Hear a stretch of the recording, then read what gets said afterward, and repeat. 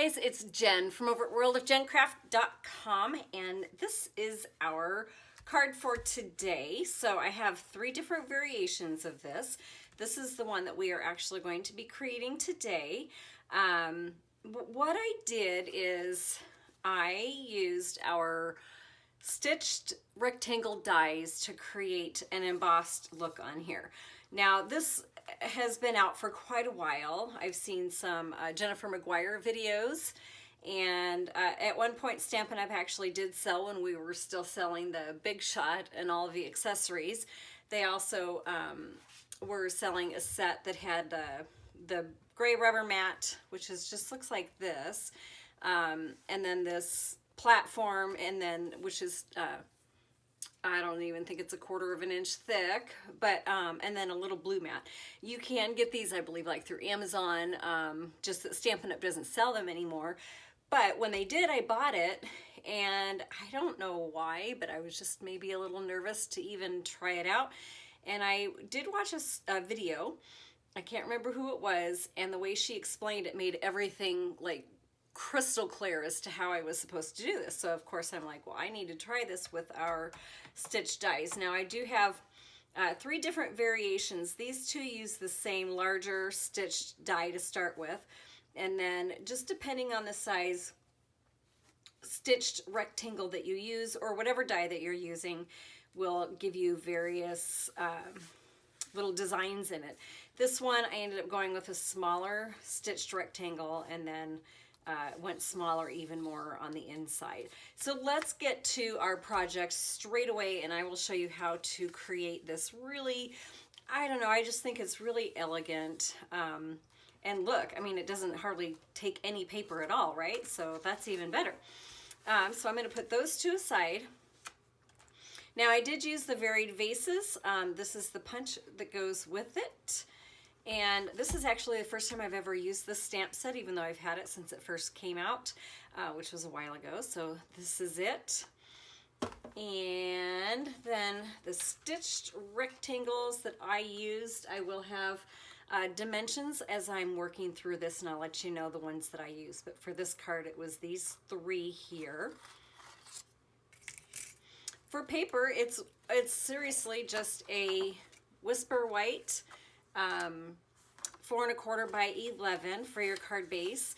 For my card bases, everybody's a little bit different, but I do prefer to use the regular Whisper White because I tend to load up on layering the different papers and cardstocks. So I like to start with a lighter weight card base. Now the one that I'm using for to create the embossing, this is going to be the thick Whisper White, and I just found I liked the way it embossed better than the regular Whisper White. So that's kind of my reasoning. Whenever I emboss, I do like to use the thick Whisper White just because I think it gives it a better impression. But you know, it's all personal choice, and what you guys prefer is totally up to you. This is just what I use. So let's get together. Let's get together. Yeah. Sorry. I don't know if you guys are that type of person where if you hear a phrase or like from a song, you have to sing it, but that's me. The 2 colors I'm using are Basic Black and Pacific Point for my inks. So let's get straight to this. I'm going to grab out, I have already cut out this rectangle, which is the largest one, and that's this one here. And this one is going to be 3 3/4 by 5 1/8. And then the other 2 that I'm using is going to be this one here. This one's the 2 3/4 by 4 1/8. And this one is 2 by 3 3/8. So let's pull out our Big Shot. Hopefully it's all in the screen. I think I've got it fairly centered in here. So I'm going to start off with my regular platform, and then I'm going to add this one here. So that's just going to go there, and then I'm going to put my pad on top of that, my gray pad, and we're going to set our paper on top. I might see if I can move this so it's a little bit better centered in here. And then I'm just going to lay these so they're in the center of my rectangle. And I can't really see very well at the angle that I'm sitting at, so let's see. This might need to be moved down a little bit. Now, if you wanted to make sure that these don't move at all, you could either use washi tape or you could use like a painter's tape so they didn't move. But I'm just going to go ahead and trust that they're going to stay still once I add everything on top. So that looks really good. And then look at this, a brand spanking new plate. I can't tell you the last time I bought one, but I thought I would go ahead and break down and do it, and wow, that makes a huge difference. Okay, so I'm gonna go ahead and just hold on tight to that and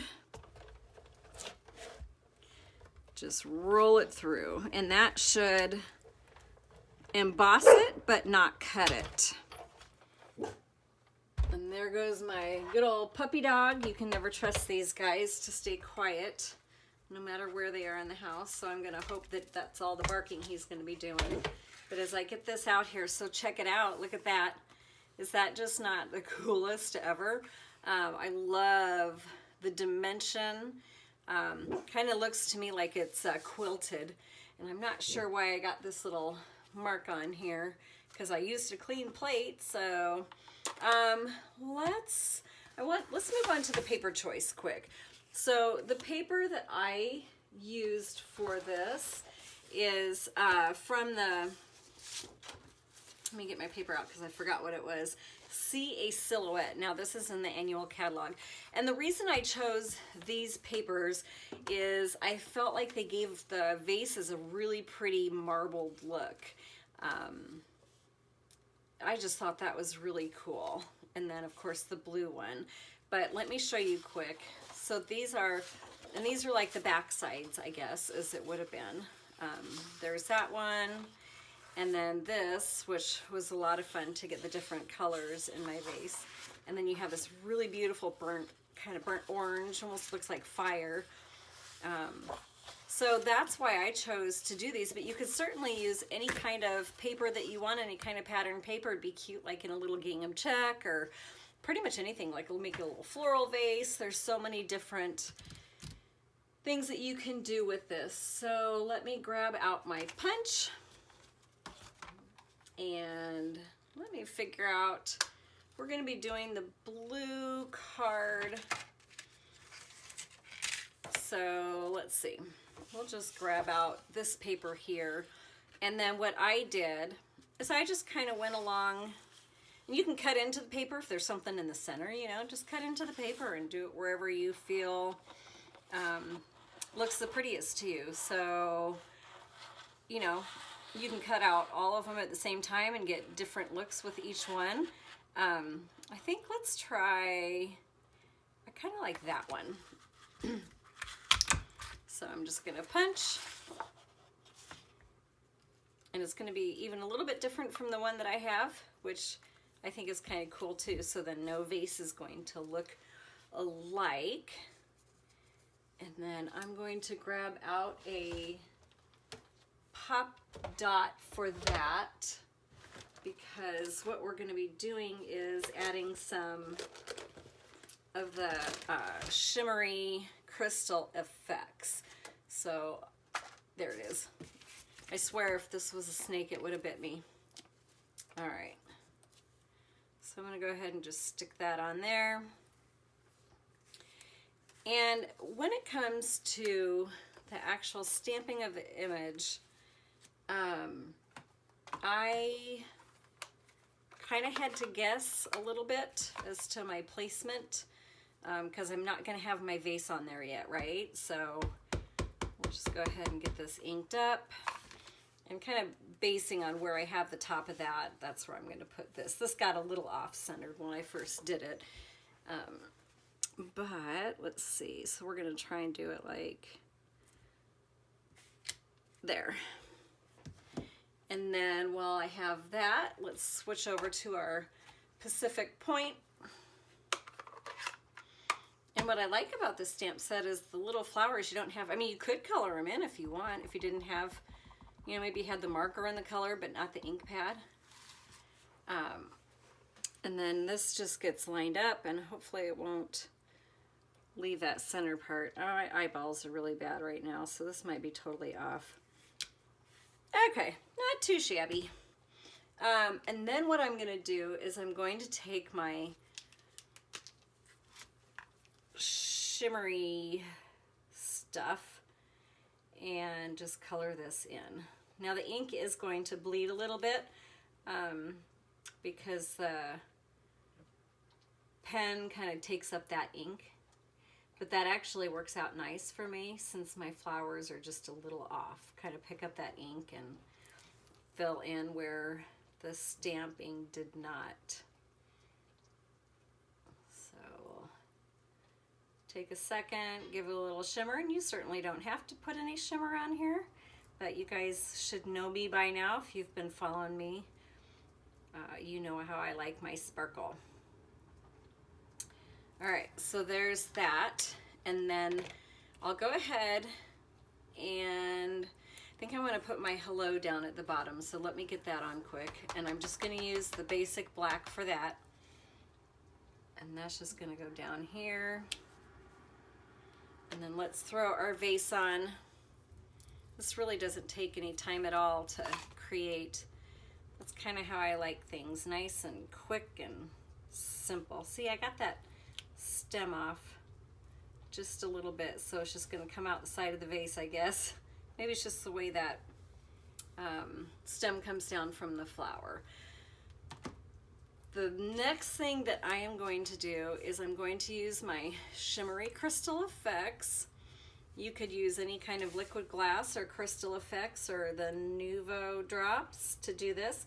What I like about this is it has a little bit of shimmer in it, so it adds just that little touch of sparkle into the vase, where the regular like crystal effects or liquid glass or Nuvo drops, the clear ones don't have that. So I'm going to be very, very, very generous with this and just fill in all the way around. So I kind of started with my edges first, and then I'm just going to fill in till it's all here in the middle.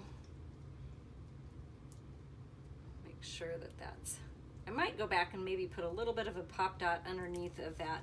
And so then what I'm going to do is I'm just going to set this aside. I think I missed a little spot right here.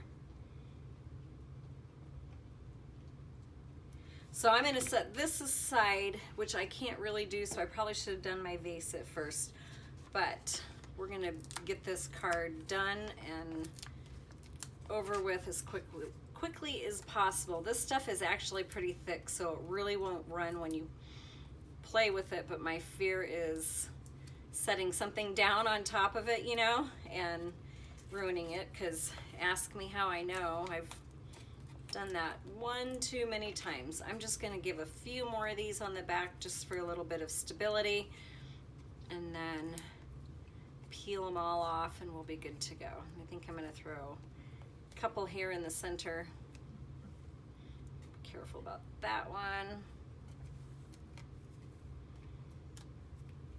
So this card was just really fun, and I can't wait to try it, especially with the little scalloped, the stitch scalloped ones, dies that Stampin' Up is coming out with, and the new mini catalog starting in January. Those would be really pretty to make a little design like this. Maybe I'll work on that. But yeah, pretty much any die you have, you can make it look like this by using that rubber mat. So yay. All right, that's really bugging me. I think I'm gonna have to take my little tool once the video is done and try and see if I can't get that off of there. All right, so that's it. That is our card for the day. Look at that. I just think it's so pretty. It's so elegant. So let me bring these back out. And there you have it. Thank you guys so much for tuning in. If you like what you see, please don't forget to hit that subscribe button. There will be one that will come up at the end of the video. worldofgencraft.com for any additional details. I will have the dimensions written out on my website. If you would like to purchase any of the supplies that I have featured in my videos, jensorizo.stampinup.net. And that's all I have for you. Talk at you later. Bye.